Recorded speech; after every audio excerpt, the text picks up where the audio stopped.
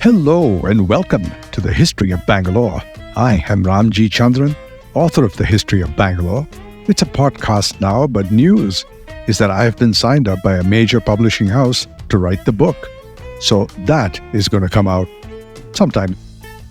You have joined me today in Season 1, Episode 35. This is where we track the rise of the Hoysala kingdom, startups that seemingly come out of nowhere and rule large parts of the Deccan. This episode also marks the sunset of the Chola regime in the Gangavadi. But before I move on, let me pause for a moment to acknowledge with gratitude my sponsors, the Prestige Group. Their support makes the History of Bangalore podcast possible. Building cities one landmark at a time, they transform dreams into reality. You can be a part of the future. Simply add prestige to your life. In the time between the Battle of Kaliyur in 1004 AD and the ascension of the Hoysala kingdom, the Cholas ruled the Gangavadi. They also ruled pretty much the entire Deccan, having brought several key areas under their control. The Cholas had led campaigns into Talakadu as well as all the way to the west coast through the Malenadu, which is a fairly large tract in the western Ghats and stretches loosely from Shivamogga, Hassan, Coorg down to the contiguous areas. And then beyond the Ghats, they conquered the Kerala region. The Chola's power in all of these areas was now undisputed. In the other parts of the Deccan, it took a little more time. The Chalukyas, both the eastern or Vengi Chalukyas and the western or Kalyani Chalukyas, were not exactly easy to overcome. Now, while the Cholas had been active in a military sense, it was not until mid-985 AD when things changed. And this was the ascension of one of the most famous and most accomplished of Indian kings, Arulmozhivarman, who took the title Rajaraja Chola. Now, let's place the significance of Rajaraja in context. I had in an earlier episode covered the Battle of Takkolam, where the forces of Rashtrakuta King Mummadi Krishna or Krishna III, assisted by the Ganga Putuga, defeated and killed the Chola prince Raja Aditya. This was in 949 AD. Following that defeat, the Cholas, who had resurrected themselves after a 600-year interregnum and were showing great signs of growth, suffered a setback. Their power had spiraled downwards, and a few years later, by 957 AD, towards the end of the reign of the Chola king Gangaraditya, the Chola footprint had shrunk to that of a small principality. The 30-year period between 955 and 985 has been described as a period of weakness and confusion. After the Battle of Takkolam, the powerful Krishna III was still holding on to Tonde Mandalam. That is the northern part of Tamil Nadu that includes Madras and those contiguous areas leading up towards the eastern Chalukya kingdoms. And then there was a rather desultory succession of kings. Gangaraditya's brother, Arinjaya, ruled briefly in 956 or 957 before he was succeeded by his son Sundara Chola. Sundara Chola's young son Aditya II was made crown prince almost as soon as his father took the throne. Sundara Chola showed some spunk. He went south where Veera Pandya of the Pandyas had earlier declared independence, and by the timeline he probably did that during the time of Gangaraditya. And with this help of Mahinda IV of Sinhala or Ceylon backing him, Veera Pandya seemed to be quite unstoppable. But Sundara Chola defeated him not once but twice, and Aditya II personally killed the Pandya king in the second battle. Then the Cholas even invaded Sinhala in 959, but all of these southern campaigns didn't bring back their former power in the region. In the north, Sundara Chola had more success, and by the time of his death in 973, much of the Tonde Mandalam that had been lost previously had been recovered. Now, across the land to the west, the Rashtrakutas meantime had fallen to the western Chalukyas. As from my previous episode, the last Rashtrakuta king, Indra IV, had committed Salekhana or suicide by the Jain traditions. and the Rashtrakutas completely vanished, replaced by the Western or Kalyani Chalukyas under Taila II. But then in 969, Aditya II was murdered, allegedly by his cousin Uttama Chola, and this betrayal forced Sundara Chola to name Uttama as his heir. So Uttama became king in 973, but the Chola recovery was still incomplete and things remained in a flux. And even there, military successes did not give the kingdom any cohesion. And then, in the middle of 985 AD, Rajaraja was crowned emperor of the Cholas, and everything changed. They say it's easier to build something new than try to regain momentum. For this reason, what Rajaraja was able to achieve is doubly impressive. The 30 years of his reign laid the foundation for Chola imperialism. Rajaraja transformed the then tiny Chola kingdom that after decades was still struggling to recover from the Rashtrakuta invasion by the Battle of Takkolam. But by the end of Rajaraja's rule, the Chola kingdom had gone into a vast and well-organized empire. All said and done, it is hard to find any king who achieved as much as he did in such little time.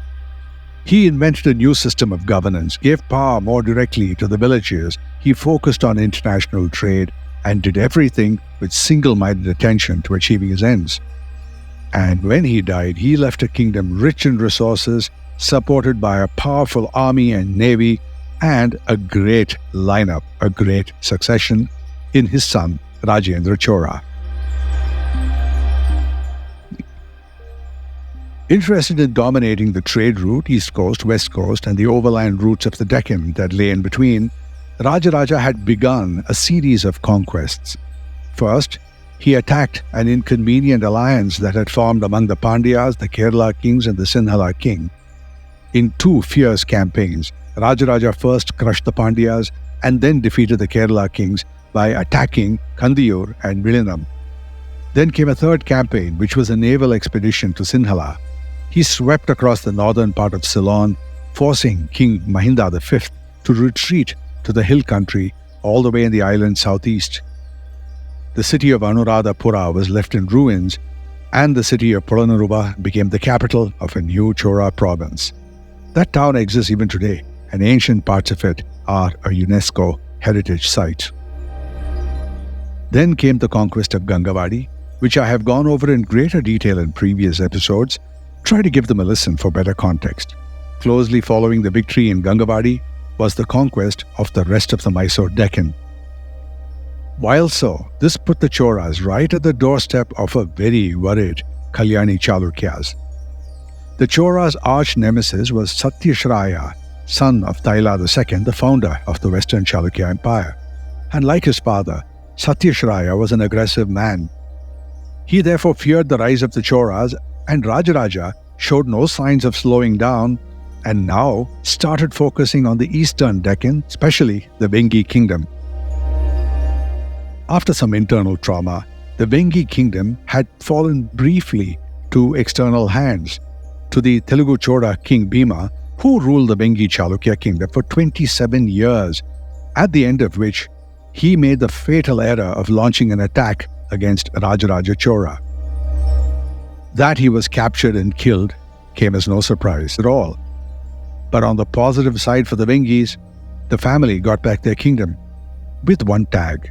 The king who took over as the king of the Vengi Chalukyas, Shaktivarman, was now only a subordinate of Rajaraja Chola. All this disturbed the Kalyani Chalukya king Satyashraya even more, and he decided that he would show strength before he became the next casualty on the Chola list. In 1006 AD, in what could only be termed as an ill-advised move, he marched into Vengi with his army, ostensibly to simply drive out the Cholas. His successes were limited. In the absence of a Chola force, he managed to trash the forts of Dharanikota and Yanamadala to rubble, and then he set up his local headquarters in Guntur.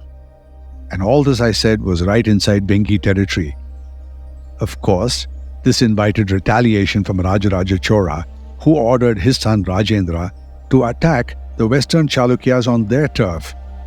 So a year after Satyashraya had attacked Vengi, that's 1007 AD, Rajendra marched with a force into the Bijapur district, and then he captured Banavasi and then sacked the Chalukya capital, Manyakheta.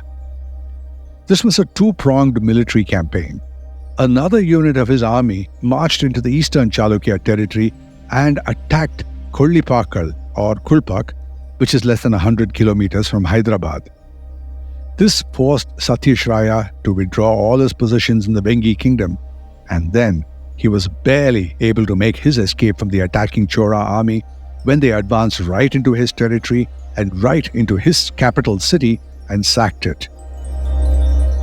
I speak often of ancient poets and writers who used inscriptions as their creative outlet, but often mischievously so, such as on the Tiruvalangadu plates describing the defeat of Satyashraya in this campaign. It read, "This is strange that though Satyashraya fled to escape the misery caused by Arulmozhivarman's ocean-like army, misery found a permanent abode in him. But this is not strange, for his slipping away was only natural, having been produced of oil." Now, this is a pun on oil. Satyashraya was the son of Taila, and Taila means oil. Just a medieval inscription writer having fun. As for the Cholas, they had no desire to occupy the Chalukya kingdom. One reason was probably because administering the empire did not line up with their obvious plans, which seemed to be to control the trade routes of their choosing. I have not found another reasonable explanation why they would choose to walk away after having captured the second largest kingdom of the Deccan, not one, but both eastern and western Chalukyas. But after that invasion of the western Chalukyas, they just came back south across the Tungabhadra, carrying a huge amount of booty from the conquest. Now, the Chalukya inscriptions have a completely different take on what happens. According to them, Satyashraya regrouped his forces and drove the Cholas back across the river.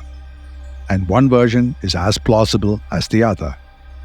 When history is reduced to picking between the claims of Prashastis and the clever puns of poets, the casualty is the truth, which distances itself, and historians have to do more.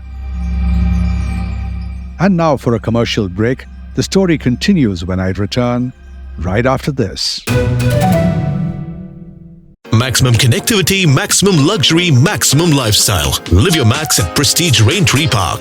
Opulent residences nestled in 21 acres of breathtaking landscape with 1 lakh plus square feet of clubhouse, 3 swimming pools, and ample leisure and sports amenities. Experience exquisite living at Prestige Raintree Park in prime Whitefield with schools, offices, hospitals, and shopping malls just a hop away. Call 81399 81399 or visit prestigeconstructions.com to know more. Radar approved.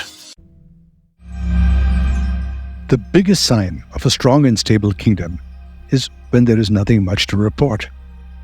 After the Cholas settled into their rule, there is not much evidence that they were troubled politically. Most of the inscriptions are about grants to temples. And this leads me back to my theory that the Cholas were focused on pursuing their commercial agenda of trade rather than on expansion of their kingdom for political gain. They could have ruled both the Chalukya kingdoms, eastern and western, after having defeated them, and thus they could have become a kingdom of unprecedented size and dominance in the Deccan. But they did not. Instead, they were satisfied with ruling the relatively tiny Gangavadi, the Nolambavadi, and the areas all the way west into Kerala, but all these put together could not have been larger or more influential than only the western Chalukya dynasty. As I said, in the absence of another reason stated, I cycle back to my theory that the Cholas were ultimately and uniquely focused on trade. As I go forward, there's more evidence of that. Now, even tracking their campaigns to places like Srivijaya in the east, the strategic ports of northern Sri Lanka, and even down to the tiny islands of the Maldives, suggests to me a pattern that points to their interest in buttressing their maritime trade interests.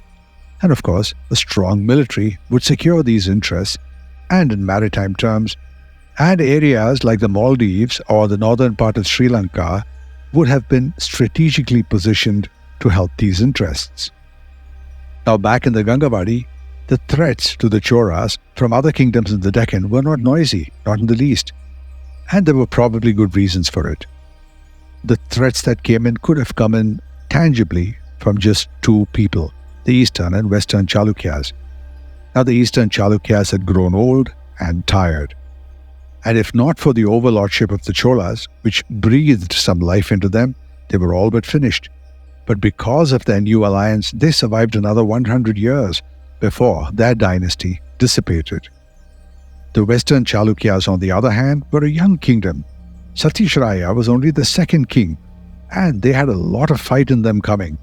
So over the next several years, they would continue to be a thorn in the side of the Cholas, and the Cholas returned the compliment with a number of proxy battles which are evidence of all that. It would be a few more years before the Hoysalas were able to replace the Western Chalukyas and take over their kingdom and then attack the Cholas. So we have a situation where the Cholas showed no interest in crossing the Tungabhadra one more time to invade the Kalyani Chalukya kingdom. But the Kalyanis did have territorial ambitions to the south, and thus uneasiness between the Cholas and the Western Chalukyas prevailed. But the Western Chalukyas themselves were by no means in any secure position. They faced constant attacks by the Paramaras from the north and repeated jabs at the territory from the Cholas in the south. Now, these repeated jabs at the territory from the Cholas in the south was for a reason. These patterns of attacks are well known to students of military history. Creating constant distraction through small attacks, often by proxy, keeps the target kingdom constantly looking over their shoulders and never being able to enjoy the peace. This tactic works best when the larger kingdoms keep attacking the less powerful kingdoms to keep their ambitions in check. Forced to fight numerous defensive wars, they would have neither the time, nor the ability, nor the stomach for any more aggression. But the only time that smaller kingdoms could try this tactic is when they can, largely through guerrilla warfare, to keep the larger kingdoms from easily winning.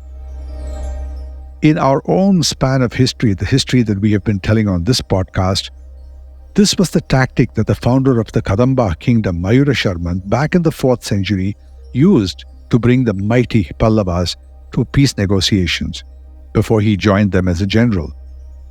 In later years, he declared himself independent and established one of the first substantive Kannada kingdoms in the area, the Ganga being the other. But the Kadambas were exceptions. The Western or Kalyani Chalukyas would have been beleaguered by the constant Chora pinpricking, and it kept them from aggression, and that is all probably what the Choras wanted, so that they could return to their preoccupation with trade.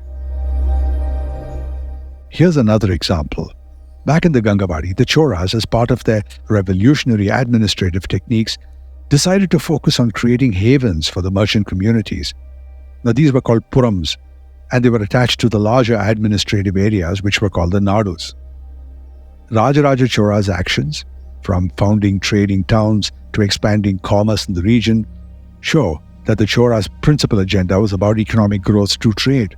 And again, it goes to my own conclusions about this, about the core intention of the Choras in the Gangavadi being trade.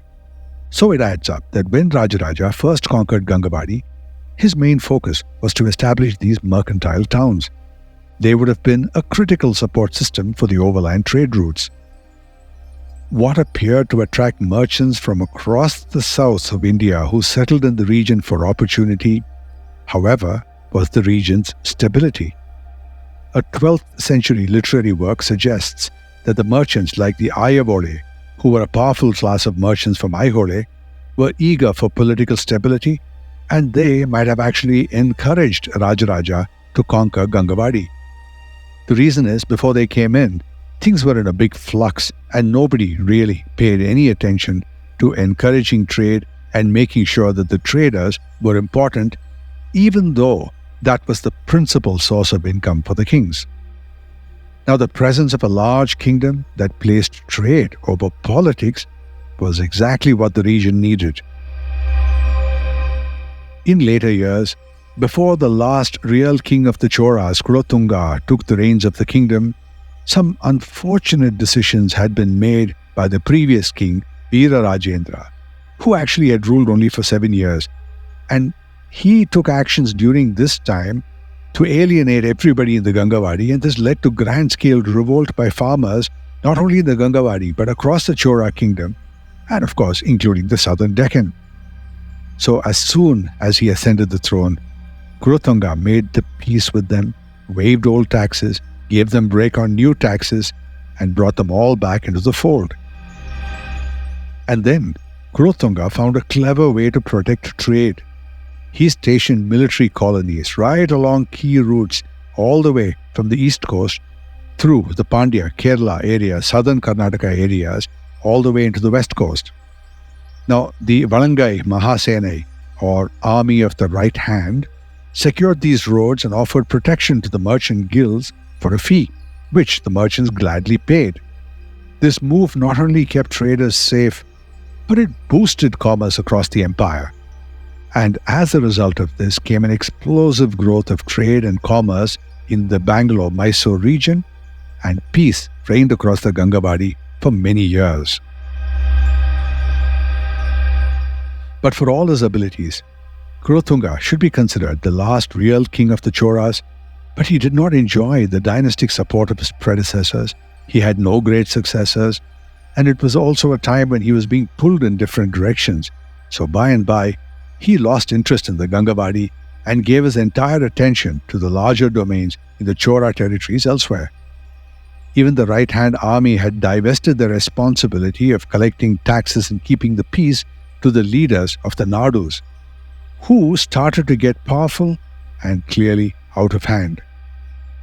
Around 1104 AD, the Hoysalas under Ballala I started to notice an opportunity to oust the Choras and take the Gangavadi for themselves, and they began first by eating away at the Chora-run domains. Eventually, there would be a war and the Hoysalas would prevail. Now, as we reach the sunset of the Chora dynasty, let's take a look. How did the region benefit from their presence? The southern Deccan, of particular interest to us, the Bangalore regions of Gangavadi and Nolambavadi, benefited hugely from the Choras in two principal respects. One, a democratic and decidedly non-feudalistic system of governance, and two, the sharp, explosive growth of trade, and a lesson in how important peace and security to encouraging trade. And this is something that has characterized Bengaluru to this date. Coming up, a new life force in the Gangavadi with the advent of the Hoysalas, and a steady growth in the presence of Islamic forces into the Deccan that crept in slowly and one day would be a major force to reckon with. More about all this in the next episode coming soon. Watch the space. I am Ramjee Chandran, and this is the History of Bangalore.